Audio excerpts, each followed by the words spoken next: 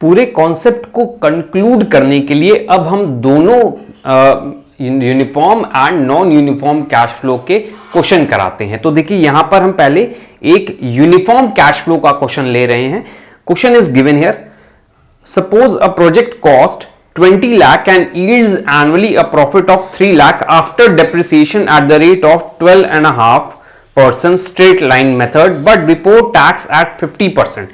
देखिए क्वेश्चन में बोला है कि इन्होंने 20 लाख का कैश आउटफ्लो किया है, साफ साफ दिख रहा है हमें, और एनुअली इनको 3 लाख रुपीस मिल रहा है आफ्टर डेप्रिसिएशन, जो स्ट्रेट लाइन मेथड से लगा रहे हैं ये, बट बिफोर टैक्स 50%, लेकिन वो टैक्स के पहले का है। तो चलिए हमको यहां पे देखिए प्रॉफिट आफ्टर टैक्स मिल गया है 3 लाख रुपए, हम उसमें टैक्स माइनस कर देते हैं और नॉन कैश आइटम जो डेप्रिसिएशन है, जो अभी मैंने आपको बताया, उसको ऐड बैक कर लेते हैं। तो चलिए सॉल्व करते हैं इस क्वेश्चन को। तो यहां पर देखिए टोटल प्रॉफिट बिफोर टैक्स जो है हमारा क्वेश्चन ने दिया हुआ है विच इज 3 लाख रुपीस,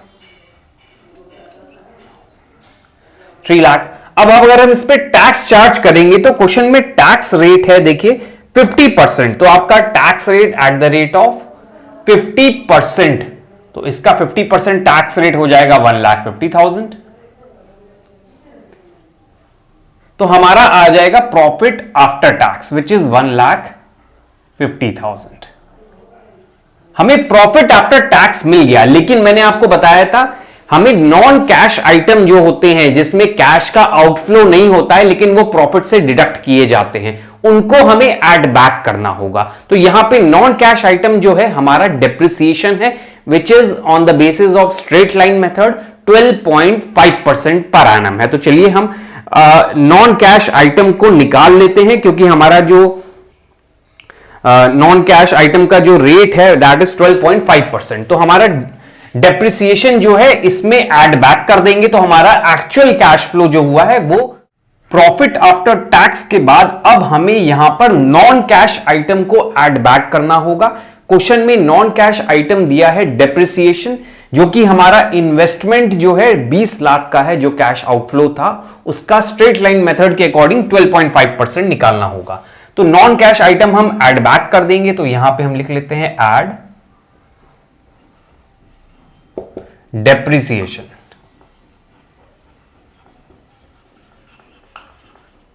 तो डेप्रिसिएशन कैसे निकलेगा, जो हमारा 20 लाख था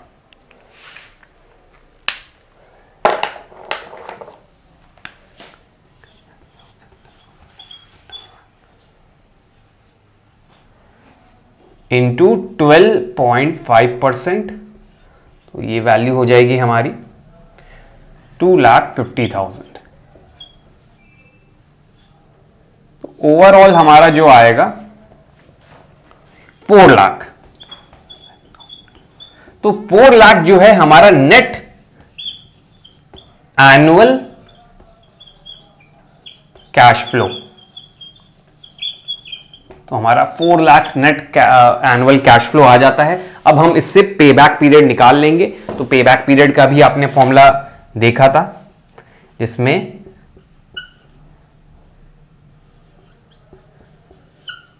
इनिशियल इन्वेस्टमेंट को न्यूमरेटर में रखते हैं, जो हमारा इनिशियल इन्वेस्टमेंट है वो 20 लाख है,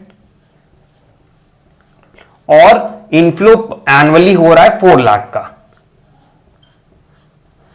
तो इसको अगर हम सॉल्व करेंगे तो 5 ईयर हमारा पे बैक पीरियड निकल कर आएगा। तो इस पूरे एग्जाम्पल में आपको बस ये वाला पॉइंट याद रखना है, जो भी हमारा नॉन कैश आइटम होता है उसको आप ऐड बैक कर देंगे। इसी के बाद हमारा नेट एनुअल कैश फ्लो आ जाएगा, जिससे आप फॉर्मूले में रख के डिवाइड करके पे बैक पीरियड निकाल सकते हैं। हम नॉन यूनिफॉर्म कैश फ्लो का क्वेश्चन करते हैं। तो हमने यहां पर एक क्वेश्चन ले रखा है जिसमें इनिशियल इन्वेस्टमेंट है हमारा 2,05,000।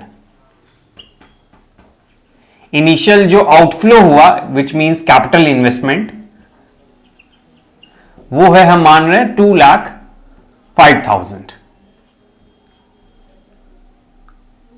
2,05,000 का इनिशियल इन्वेस्टमेंट हुआ है, और हमारा एनुअल जो कैश इनफ्लो हो रहा है वो 80, 60, 60 एंड 20,000। ये नॉन यूनिफॉर्म है, देखिए यूनिफॉर्म नहीं है। तो चलिए पहले हम इसमें क्या निकालेंगे कि मेरा 2,05,000 रुपए कब पूरा हो रहा है। तो देखिए पहले क्यूमुलेटिव हम कैश फ्लो निकालेंगे, तो फर्स्ट ईयर का मेरा 80,000 है,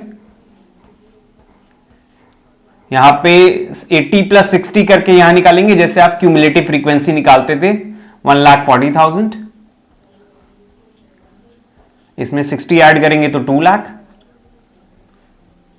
और यहां पे 2,20,000 हो जाएगा। तो हमारा ओवरऑल कैश फ्लो जो हो रहा है वो हो रहा है 2,20,000, बट मेरा इनिशियल आउटफ्लो है 2,05,000।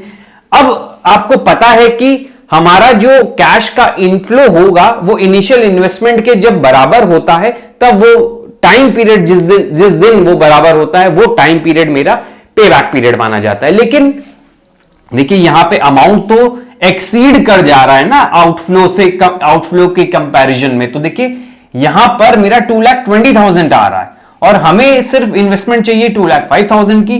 तो उसके लिए ये हमारा एक नया फॉर्मूला बन जाएगा, जिसमें हमने बोला, देखिए यहां तक तो हम मान लेते हैं 3 साल तो लगेगा ही रिकवर होने में, तो 3 इयर्स मान लिया मैंने कि 3 साल लगेगा ही रिकवर होने में, प्लस फ्रैक्शन ऑफ ईयर्स, जो अभी मैंने आपको कॉन्सेप्ट में बताया था कि अगर एक्सेस निकल जाता है तो आप फ्रैक्शन ऑफ ईयर्स लेंगे। वो फ्रैक्शन ऑफ ईयर कैसे निकालेंगे? इस फॉर्मूले से। ये फ्रैक्शन ऑफ ईयर्स क्यों ले रहे हैं? क्योंकि हमारा 1 ईयर का टाइम पीरियड है पूरा, जिसमें 20,000 रुपए और मिले हैं और पूरा रिकवर हुआ है। तो ये ऐसा कोई मंथ होगा ना बीच में, सेकेंड ईयर या थर्ड ईयर, जिस दिन मेरा 5,000 रुपए रिकवर हुआ होगा, क्योंकि 2 लाख तो यहां तक रिकवर हो गया है, 5,000 और रिकवर करना है। तो वो कौन से मंथ में 5,000 रुपए मेरे पास आए होंगे, वो चीज निकालनी है, जिसको हम फ्रैक्शन ऑफ ईयर कहते हैं। तो उसके लिए फॉर्मूला है पे बैक पीरियड का बैलेंस कैश आउटले। तो मेरा इसके बाद बैलेंस कितना बच रहा है, कितना कैश आउटले हमारा रह रहा है? 5,000 रुपए का। और उसी साल जिस दिन मेरा इनफ्लो हुआ है वो अमाउंट आपको लिखना होगा, cumulative cash flow at that year. तो उस साल मेरा क्यूमुलेटिव कैश फ्लो कितना था? 20,000 रुपए। तो आप 20,000 रुपए ले लीजिए यहां पे।